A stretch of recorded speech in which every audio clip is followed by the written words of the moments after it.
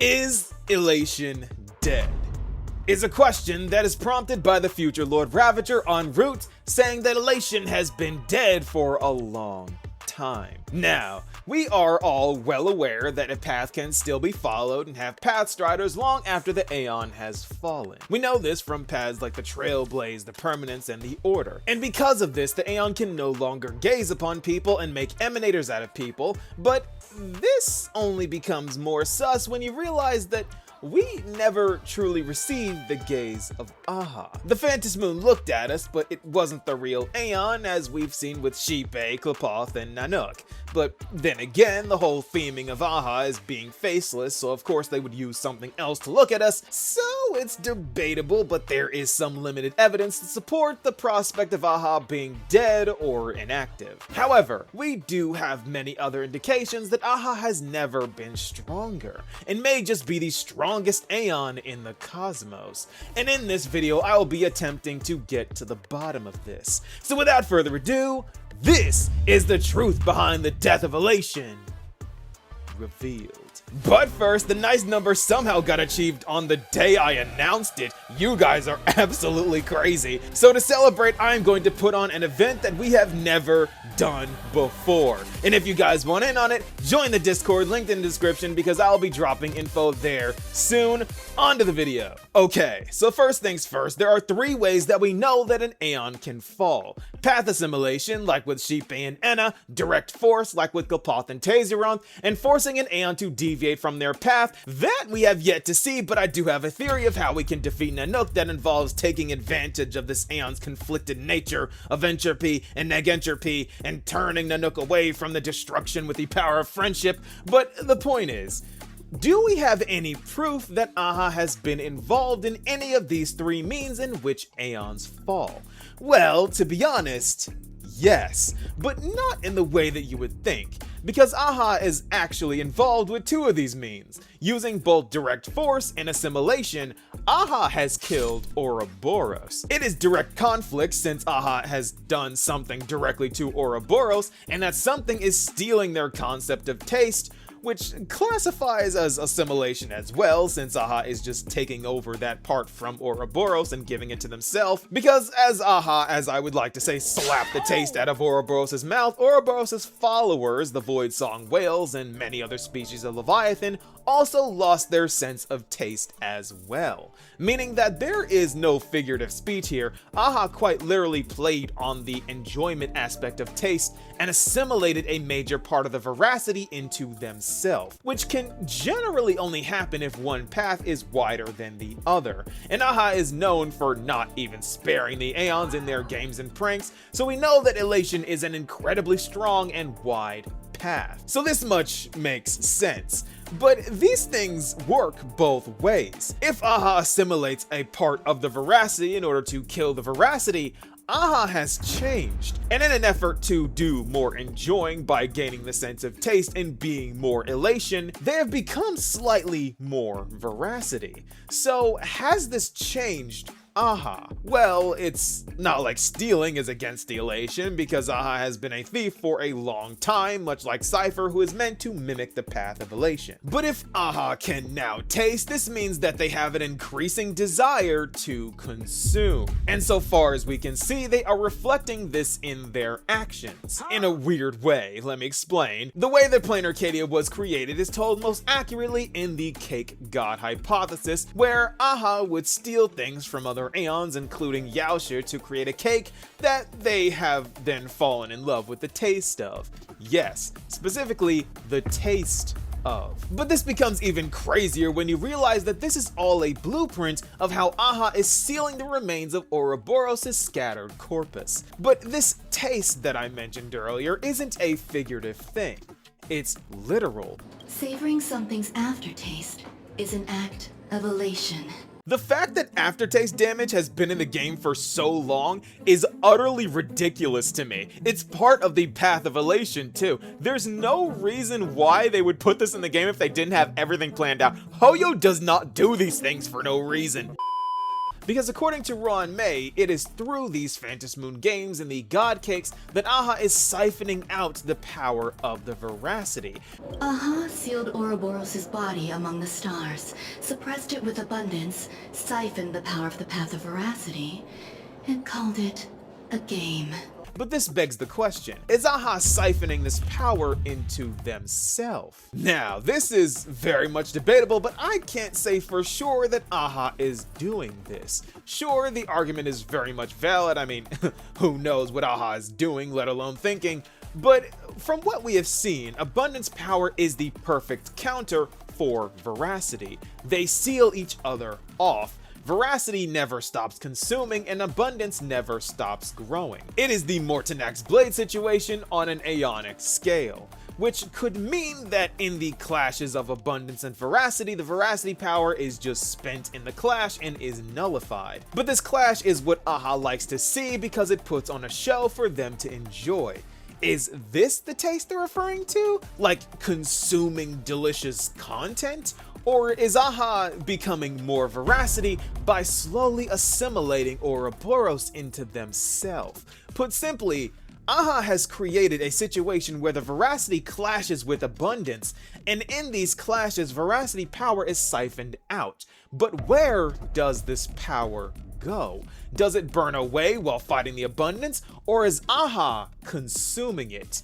Is this the taste that Aha loves and is addicted to, or is this the taste of the games that Aha puts on with the clash of these two paths?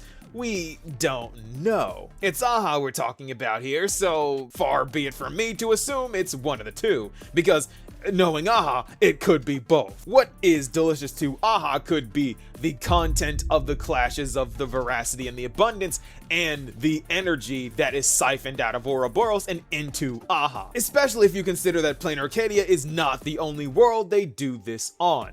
Plain Arcadia is just one of many others, and Aha has created a feast of God Cakes for themselves where they are slowly melting down the power of the veracity path. But thus far, it is possible that Aha has changed. But are they dying? Well, no.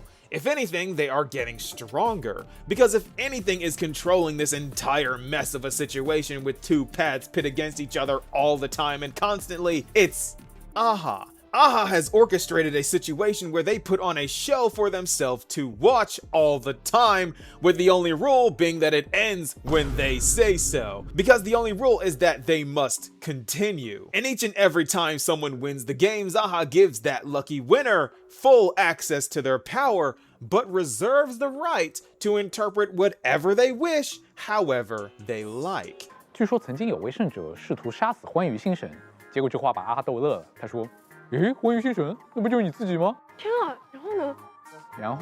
然后就没人再见过这个人了。看来许愿还是要谨慎啊，当我没许过吧。小心点儿。是啊，跟阿哈玩游戏，最终解释权也在阿哈手里。 This underlying sense of control and manipulation is a major aspect of the way that Aha functions. I've said this many times already, but Aha is the puppet master of the cosmos, and not even the Aeons are safe from their strings. That much is consistent even the way you look at the way that Aha controls their emanators. Remember, even though they have access to all of Aha's power, Aha as an Aeon does leave themselves a back door in that at any point they stop being entertaining to them, they will just take the power back. It already happened to the Worm, and Silverwolf had to pass a test in order to prove herself worthy of reaching beyond level 99. And she passed due to having a sense of hunger, a lack of complacency. I need power, even more power. Why do you need it? Why do birds fly? Why do fish swim? Only the dying and the overfed contemplate meaning.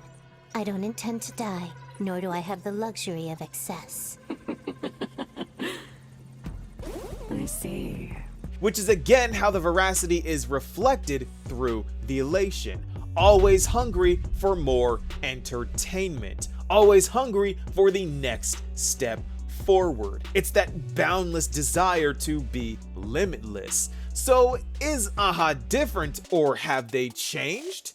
Not really. They are just more of what they are. Limitless and boundless infinite laughs and enjoyment. So why is it that En route says that Elation is dead? Well, he clearly doesn't seem to mean it literally, so let's look at it figuratively. Because En route had a problem with the concept and nature of Elation. Specifically, the fact that Elation does not save the cosmos. It simply watches as the world dies and laughs in spite of it. So, in technicality, from the very beginning, Elation was dead to En route due to it not being what he wanted it to be, and Elation kinda just accepting its death anyway. And when he reached this realization, he changed his name to I See, which is a pun for I understand. En route is a pun too, because of his Everstride boots, he was always en route to a place he wasn't welcome, but that's besides the point. Point is, the reason why he says this isn't because Aha is dead or dying, it's because he realized that Elation isn't what he wanted. He was fooled by Elation, and now he wants his revenge on it, and thus has become a Lord Ravager to tear the mask off of this facade of joy and force Elation into the light. Force Aha to do something that isn't sitting back, watching and laughing. Perhaps forcefully turning Aha from the path of Elation, or even reviving the veracity and forcing Aha to act in response to the revival of their long-time enemy. Perhaps when it's revealed to Assad Pramod that our grand scheme is to force Aha to lead the Anti-Destruction Alliance with our Phantom Moon Games victory, he may just agree with this sentiment, because this is what he wanted in the first place. Rip Aha from the bleachers and throw them onto the battlefield. But this is where things get dangerous, because as we saw with Amphorius, the microcosm of the cosmos, Elation, being represented by Cypher, likes to stay on the sidelines and never gets involved with direct conflict. However, in dire situations, and when all hope is lost and all options depleted, Elation steps up to put itself on the line, sacrificing itself for the trailblaze or for what it believes is the greater good, knowing full well it has no hope of success, laughing at this inevitable demise but still confronting it. And Cypher's sacrifice, installing the Flame Reaver to give us time to defeat the Sky Titan, is not the only way we see this Elation sacrifice occurring. We also see this in 4.0 with Sparkle throwing herself at Sparksy, knowing full well she had no chance of winning in her weakened state, all to buy us time to cure the mimetic virus. So we see this twice. We see the way that Elation dies twice. Once with the character designed to reflect the path of Elation, and once with the girl who quite literally says, I am Elation. Lygus studied in great detail how to destroy this path, and he says himself, when in action, displayed severe dissonance between its altruistic behavior and its prima mobile, even culminating in self-destruction. As the simulated path of Elation, it walked into self-erasure once reaching its end. In other words, Elation is selfish, but is fated to act on altruism, leading to it willfully walking into its own death. Aha is so elusive, just like Cypher, that the only way for them to die is willingly. The circumstances just have to demand it. The Aeon will never give you up, let you down, or run around and desert you. They will always show up when it matters the most. But going back to Assad Pramod, either way, Aha is dead to Assad Pramod, but even stronger than they have ever been, ready to make the universe itself the stage for their own recurring chaotic shows that they of course regulate, control, and profit from. But in the end of all things, Elation will sacrifice itself in an act of altruism, because this is the truth behind the death of Elation revealed. If Assad Pramod wins and revives Ouroboros, does this mean that Luxbane will show up? Because if this happens, not only will this be sick and we will get double team Lord Ravagers, which I would personally love because that's awesome to see in action, but if we're being serious, what is Luxbane even after right now? Ouroboros is dead and so is Long. Both Aeons this Lord Ravager is after are already dead. So seriously, what do they even do? Are they just exterminating the rest of the followers of the permanence and the veracity? Did they have a part in the fall of Long or even Ouroboros that we don't know? What happens when a Lord Ravager has nothing to do and their path that they want to exterminate is gone? Has a Lord Ravager ever successfully killed an Aeon and deleted a path? There are so many questions that I hope we get answers to, but in the end, we still have a lot to talk about before the next update, and I cannot contain my hype. What do you guys think? Be sure to let me know, and I'll see you all in the next video. Peace, y'all.